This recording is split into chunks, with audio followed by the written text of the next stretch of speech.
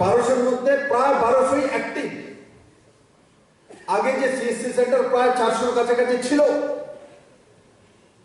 তার মধ্যে 250 অ্যাক্টিভ ছিল না। ও তার মধ্যে ইনকাম সিএসসি সেন্টার যারা চালাতো 1000 টাকাও রোজগার করতে পারতো না। কারণ কি, যেই সার্ভিসগুলি আমরা 141টা সার্ভিস দিয়ে দিয়েছি, সেই সার্ভিসগুলি সিএসসি কে দেওয়া হয়নি তখন।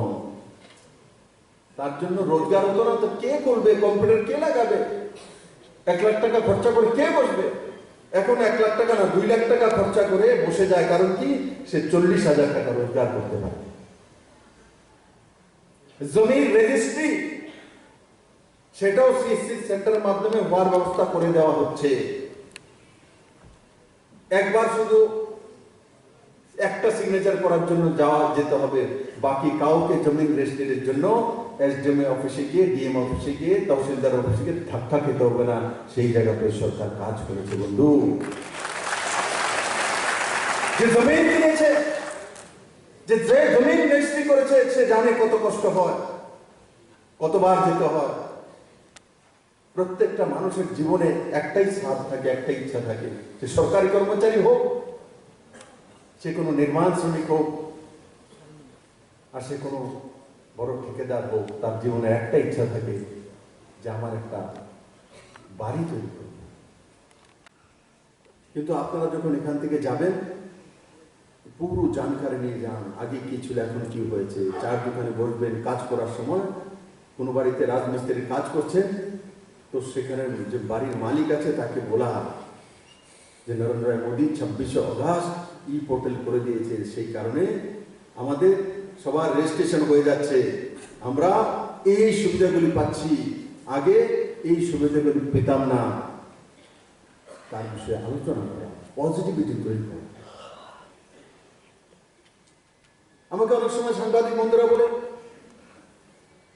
স্যার এত কিছু স্কিম হয়ে গেছে, জানি না তো আমরা। কিন্তু আমার জনতা জানে। যখন আমি জনসভায় যাই, যখন বলি এটা পেয়েছেন কি, হাত তোলে, ওটা পেয়েছেন কি, হাত তোলে। এখানে কাদের কাদের ই শ্রমিকের রেজিস্ট্রেশন হয়েছে, হাত তোলো তো। রেজিস্ট্রেশন কাদের রেজিস্ট্রেশন হয়েছে? মানুষ ঢুকতে।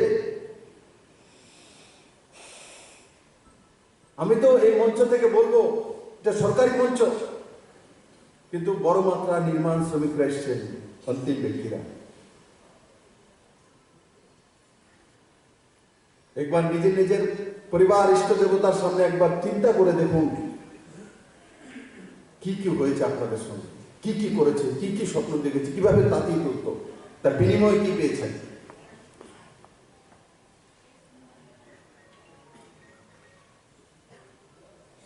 সেই ব্যবস্থার কোনোদিন নাম না নেওয়া, তাতেও ত্রিপুরার অমঙ্গল হয়ে যাবে।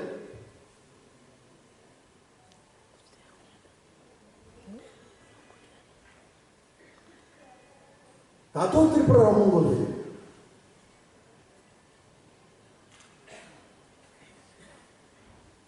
ত্রিপুরার সার্বাঙ্গীন বিকাশে তাদের মনে হয় যেমন কিছু ব্যক্তিগত লোকসান হয়ে যাচ্ছে। কিছুদিন আগে দেখেছিলেন আপনারা, এই যে পৌরসভার কর্পোরেশন ইলেকশনের আগে যিনারা সত্তাসীন ছিলেন লম্বা সময়, পুরো দুনিয়ার মধ্যে ত্রিপুরাকে বদনাম করছেন। ত্রিপুরা শেষ হয়ে গেছে, ত্রিপুরাতে কোনো কিছু নেই, ত্রিপুরাতে দাঙ্গা হয়ে গেছে, ত্রিপুরাতে মসজিদ জ্বলে গেছে, ত্রিপুরাতে মন্দির জ্বলে গেছে। কারা ছিল? কারা সেই লোকগুলো? কারা টুইট করেছে?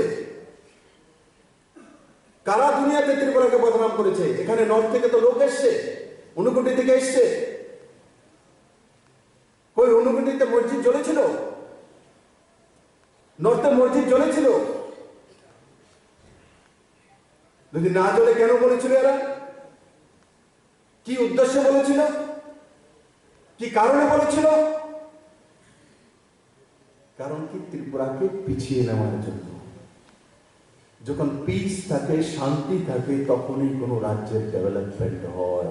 এই শান্তি তাদের পছন্দ হয় না, অশান্ত করার জন্য ষড়যন্ত্র করে সেগুলি করা হয়েছিল। কিন্তু 37 লক্ষ ত্রিপুরাবাসী সেই নগর পঞ্চায়েত আর কর্পোরেশন ইলেকশনে তাদেরকে জবাব দিয়ে দিয়েছে যে ত্রিপুরার মানুষ তোমাদের সেই ভাওতাবাজি আর করবে না।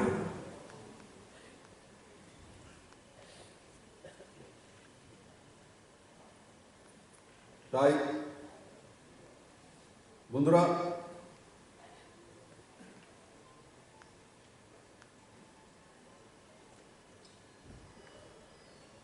এই যে ব্যবস্থা, মনিটরিং সিস্টেম তৈরি করা, ইএসআই হসপিটালে বিভিন্ন সুবিধাগুলো পাওয়া, যে লেবার ডিপার্টমেন্টের মাধ্যমে ইএসআই হসপিটাল রয়েছে, और इंश्योरेंस स्कीम রয়েছে, ও তার মাধ্যমে নিজের পরিবারের লোকেদের চিকিৎসার ব্যবস্থা।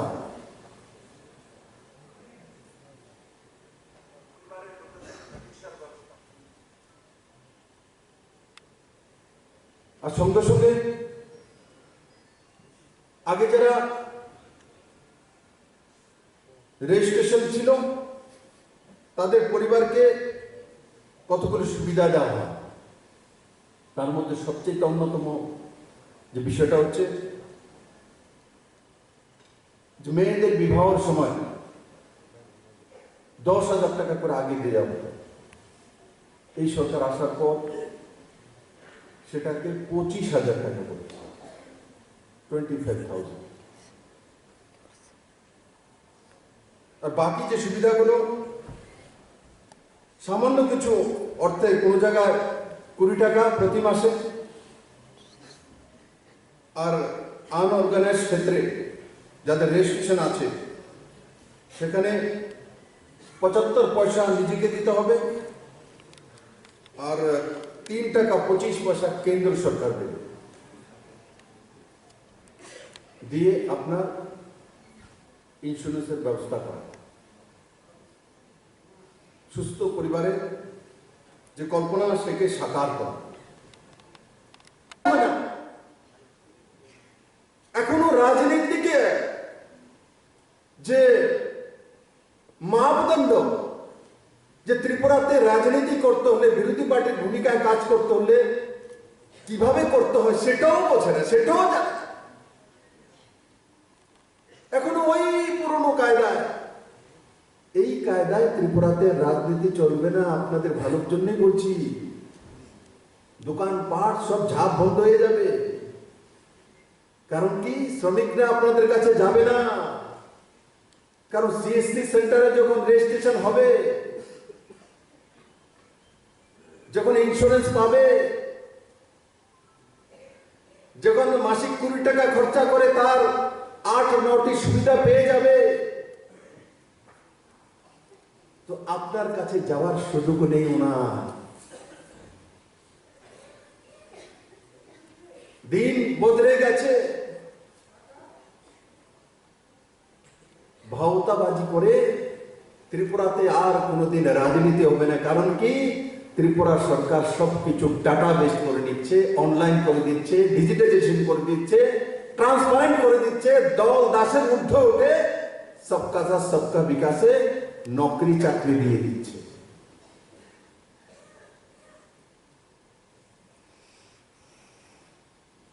রাজনৈতিক কলা কৌশল পরিবর্তন করে নিন, ডেভেলপমেন্টের উপরে রাজনীতি করুন, মানুষের জীবনমান উন্নয়নের উপরে রাজনীতি করুন, ছেলে মেয়েদের সুন্দর ভবিষ্যতের জন্য কি কি করতে পারে, তার যোজনা কি হওয়া উচিত, তার উপর ডিবেট করুন। এগুলো চলবে না যে দেখো শ্রমিক তোমরা আমাদের, তোমাদের কিচ্ছু হচ্ছে না, কিচ্ছু দিছে না, এটা চলবে না। কারণ কি,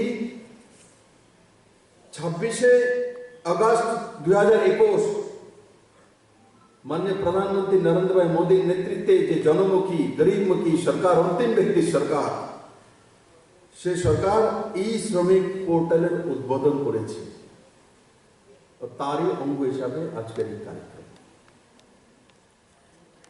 এখানে মঞ্চে সিএসসি সেন্টারের কাজ করছে, পুরস্কার নেওয়ার জন্য এসছে। আমি তাকে জিজ্ঞাসা করেছি কি করো বলে সিএসসি সেন্টারে, তো আমাকে লেবার কমিশনার বলছে ই পোর্টালে রেজিস্ট্রেশন করতে গিয়ে সিএসসি সেন্টারের যারা এখান থেকে পুরস্কার নিয়ে গেছে এর মধ্যে 3 জন 2 মাসে শুধু ই পোর্টালে রেজিস্ট্রেশন করেছে, শ্রমিকদের কাছ থেকে পয়সা পায়নি। ভারত সরকারের তরফ থেকে যে তার মধ্যে তার রোজগার হয়েছে কত, 3 ব্যক্তি 2 মাসে কত টাকা রোজগার হয়েছে আছে অনুমান? 1 লাখ টাকা। তার মানে সিএসসি সেন্টারে বসে শুধু অনলি ই পোর্টালের জন্য, বাকি তো সিএসসি সেন্টারের মধ্যে 141টি সুবিধা রয়েছে, করতে পারে, তার বিষয়ে পয়সা পাবে। শুধু ই পোর্টালে রেজিস্ট্রেশন করে 2 মাসে 3 ব্যক্তি 1 লাখ টাকা রোজগার, মানে 30,000 টাকার উপরে, 33,000 টাকার উপরে রোজগার প্রতি ব্যক্তি হয়েছে।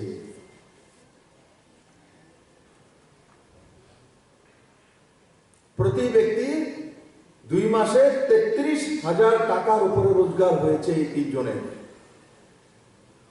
বাকি সুবিধাগুলির জন্য রোজগার করে সেটার হিসাব আমি বলিনি।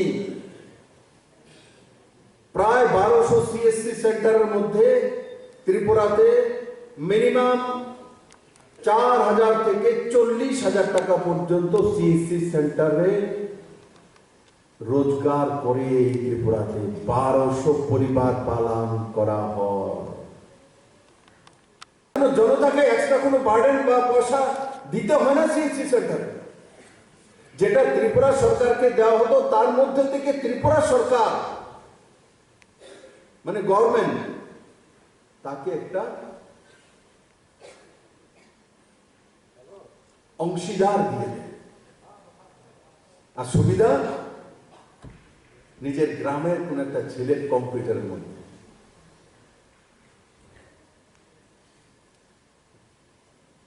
আজকে সেই দিশা রাজ্য সরকার চলছে।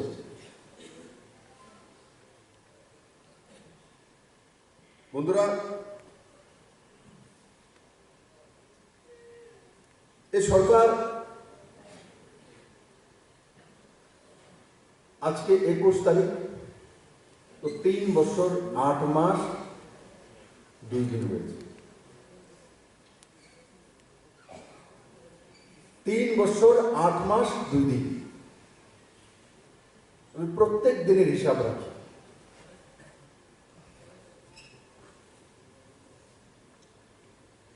এই কাজগুলো যদি পুরনো মুখ্যমন্ত্রী এবং তার মন্ত্রী পরিষদ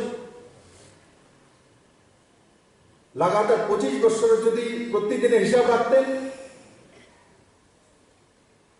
তাহলে ত্রিপুরা আজকে এই জায়গায় থাকতেন। আমরা কিন্তু নিজের বাড়ির প্রতিদিনের হিসাব রাখি, গ্রামের মা হোক আর শহরের মা হোক, প্রতিদিন হিসাব রাখেন। কিন্তু সেটাও পুরনো সরকারের মুখিয়া যারা ছিলেন রাজ্য পরিচালনা, তাদের সে মানসিকতাই ছিল না।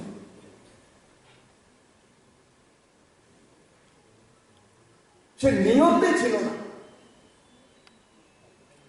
নিয়তে একটা ছিল, চাঁদা ছিল, মিছিল করো, মিটিং করো, পার্টির ক্যাডার বানো, লাল রক্ত চক্ষু দেখাও, আর সত্তা ভোগো।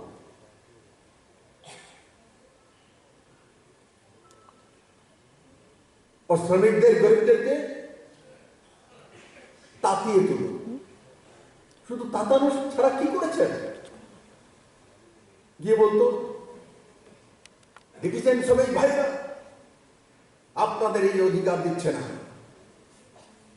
আপনারা এটা পেতেন, এটা পাচ্ছেন না, আপনারা ওটা পাচ্ছেন, পেতেন, এটা পাচ্ছেন না।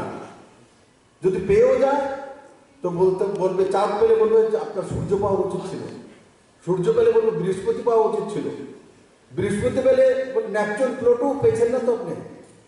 এগুলো নিয়ে এসে এগুলোর লোক আন্দোলন করতে হবে, ন্যাপচুন প্লুটো সব লাগবে। দেখছেন আপনারা দিল না তো, এটার মধ্যে দেখেন বিপ্লব দল গেছে না, আপনারা গেছেন, তাতেই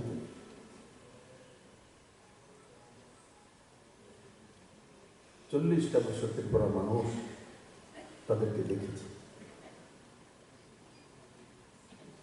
তার পরিণামও পেয়েছে।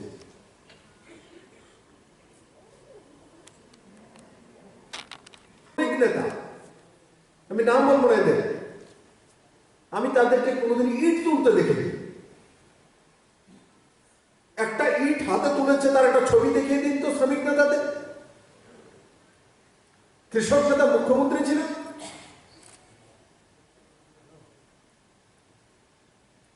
কোন ক্ষেতে 4 মুঠো ধান কাটতে দেখেছে কেউ?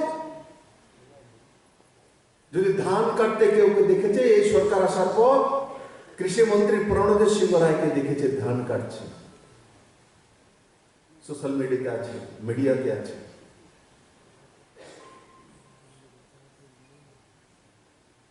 মনে হচ্ছিল তো মানে গরিব মানুষ, শ্রমজীবী মানুষ সব তাদের বন্ধু আমল, এরা তো থাকবেই, আমাদের যা বলবো আমারই নেতা।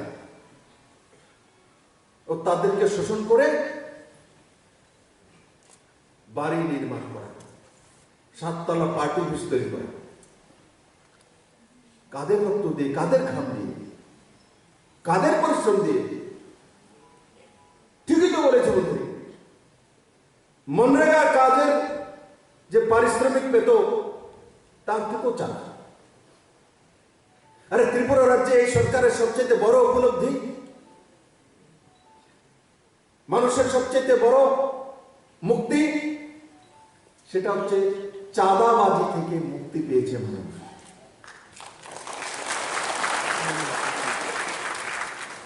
চাঁদাবাজি থেকে মুক্তি পেয়েছে। আমি বলি না সমস্ত চাঁদাই বন্ধ হয়ে গেছে, কোন না কোন অর্গানাইজেশন, সে এনজিও হোক, রাজনৈতিক পার্টি হোক, সামাজিক বিভিন্ন সংগঠন হোক, ইকাই হোক, আমরা নিজেদের মাধ্যমে, সংগঠনের মাধ্যমে সংগঠন চালাতে গেলে অর্থের প্রয়োজন হয়, কিন্তু সেই অর্থ 2 প্রকারে নেওয়া যেতে পারে। এক হচ্ছে যে অর্থবান ব্যক্তি, তার কাছ থেকে বিনয়ের সঙ্গে, আর আরেকটা হচ্ছে চাঁদাবাজি, জুলুম, যে আমরা বেঁধে দেব, সবাইকে দিতে হবে, কেউ বাদ যাবে না। সেই প্রথা ত্রিপুরা থেকে সমাপ্ত হয়েছে।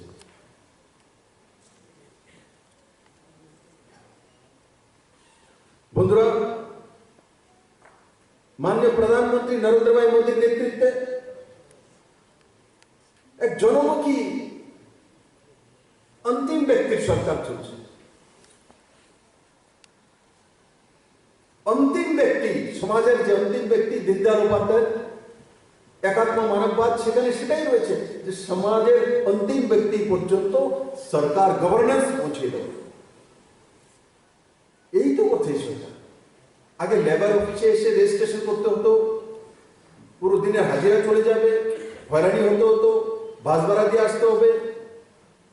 এখন কি হচ্ছে, अंतिम ব্যক্তির গ্রামের মধ্যে, সিএসসি সেন্টারের মধ্যে রেজিস্ট্রেশনের ব্যবস্থা হতে চলছে। কেন আগে হয়নি এগুলো? কারণ এগুলো যদি শ্রমিকরা গ্রামে বসে নিজের ঘরে সুবিধা পেয়ে যায়, তো পার্টি অফিসে এসে লাইনে কে হাঁটবে? তাদের কাছে কেউ অনুনয় বিনয় কি করবে? তাদেরকে পদলাহীন কে করবে? জিন্দাবাদ মুর্দাবাদ কে বলবে? এগুলোই তো করেছে 50টা বছর ত্রিপুরা। সত্তাতে তো প্রায় 40 বছর ছিল।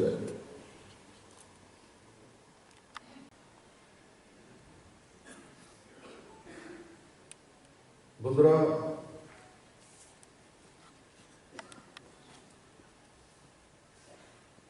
শ্রমিক ইউনিয়ন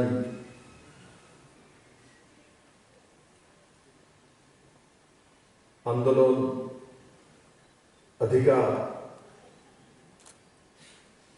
এই যে শব্দগুলো আমি বললাম,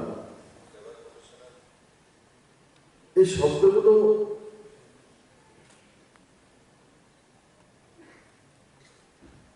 মনে হতো বা ওনারা এমন একটা পরিবেশ তৈরি করে রেখেছিল পুরো দুনিয়ার মধ্যে, এই শব্দগুলোর অধিকার এবং ওই ব্যক্তিদের উপর অধিকার শুধু কমিউনিস্ট নামী ব্যবস্থারই রয়েছে, দাসত্ব প্রথা।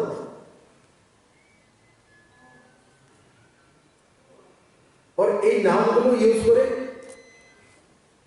রাজনৈতিক স্বার্থ সিদ্ধি।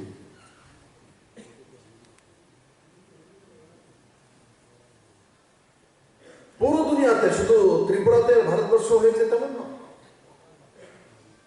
পুরো দুনিয়াতে এই কাজটা করেছে। এখানেও লম্বে সময় এরা ছিল।